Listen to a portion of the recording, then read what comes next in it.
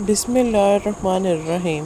نواسۂ رسول امام حسین علیہ السلام کو قتل کروا دینے کے بعد یزید یہ سوچ رہا تھا کہ اب ہر کوئی اس کی بیعت کرے گا، سارے عرب والے اس کے سامنے جھکیں گے اور کوئی بھی آئندہ اس کے سامنے سر اپنا نہیں اٹھائے گا۔ مگر جب رسول اللہ کی بیٹیاں کوفہ اور شام کے بازاروں میں سے بے پردہ ہو کر گزری تو ان کے خطبے سن سن کے ان لوگوں کے مردہ ضمیر جاگنے لگے اور یوں یزید کے خلاف بغاوت پیدا ہو گئی۔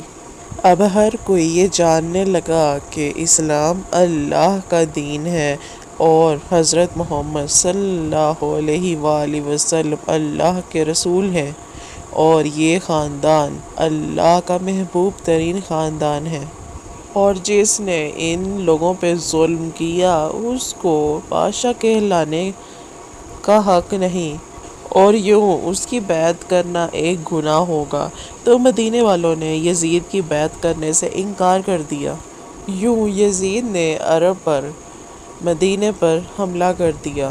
تاریخ نے لکھا کہ 3 دن تک یزید کی فوج اپنے گھوڑے مسجد نبوی میں باندھتی رہی اور اصحاب رسول کے ناموس کے ساتھ بے ادبی کرتی رہی۔ اس کے بعد مکے میں بھی یزید کے خلاف بغاوت بڑھنے لگی۔ اس کے بعد یزید نے خانہ کعبہ پر حملہ کیا اور اس نے خانہ کعبہ کو آگ لگوا دی۔ اس واقعے کو واقعہ ہیرا کے نام سے آج بھی یاد کیا جاتا ہے۔ ہر کوئی یزید کے خلاف بغاوت کرتا رہا، اس پر لعنت کرتا رہا، لیکن جب بھی یزید کسی کو اپنے خلاف دیکھتا تو اس کا سر تن سے جدا کروا دیتا۔ لیکن اللہ کی عدالت انصاف کرتی ہے۔ ان دنوں یزید کسی بیماری میں مبتلا ہو گیا اور اس کی آنتیں اندر سے سڑنے لگیں۔ وہاں کے تمام حکیم پریشان ہونے لگے، حیرت زدہ ہونے لگے کہ یہ کیسی بیماری ہے کہ تمہارا پیٹ اندر سے ختم ہو رہا ہے، اندر سے جل رہا ہے۔ یزید کو اتنی پیاس لگتی تھی کہ وہ پانی کے لیے ترستا تھا، اور جب بھی پانی پیتا تھا تو اس کا پیٹ اندر سے سڑتا تھا اور وہ پانی اس کے اندر پیٹ کو جلاتا رہتا تھا۔ وہ اپنے سر کو پیٹتا رہتا تھا اور اس کے محل کے لوگ اس کو دیکھتے رہتے اور آپس میں یہ کہتے کہ یہ عذاب اس کے اوپر نواسۂ رسول امام حسین علیہ السلام کو پیاسا رکھنے کے نتیجے میں ہے کہ وہ وقت کا بادشاہ ہوتے ہوئے بھی پانی کی ایک ایک بوند کو ترستا ہے۔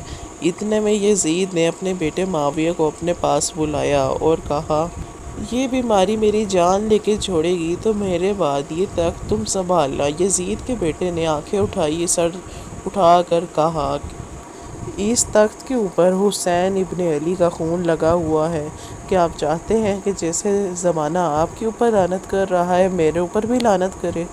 اس تخت پر نواسۂ رسول کا خون لگا ہے، نواسۂ رسول کے خون سے آلودہ ہے یہ تخت، اور ایسے تخت پر میں لعنت بھیجتا ہوں۔ یزید یہ دیکھ رہا تھا۔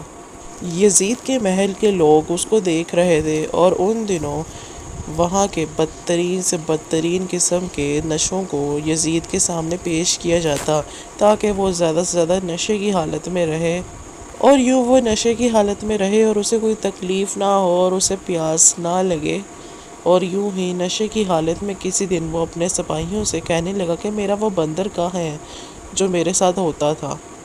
تو لوگوں نے کہا کہ شاید وہ باہر جنگل کی طرف گیا ہے۔ تو یوں وہ اپنے سپاہیوں سے کہنے لگا کہ چلو میرے ساتھ باہر چلو۔ جیسے ہی وہ گھوڑے کے اوپر بیٹھا، گھوڑے نے قاتل نواسۂ رسول کے قاتل کو اپنے پشت سے گرا دیا اور اس یزید کا پاؤں گھوڑے کی رکاب میں پھنس گیا۔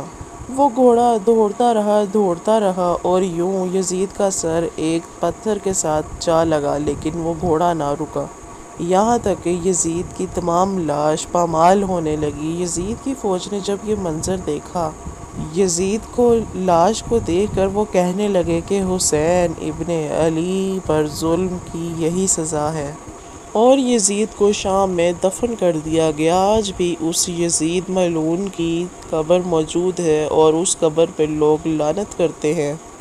امام علی علیہ السلام نے فرمایا کہ کفر کی حکومت تو قائم ہو سکتی ہے مگر ظلم کی حکومت قائم نہیں ہو سکتی۔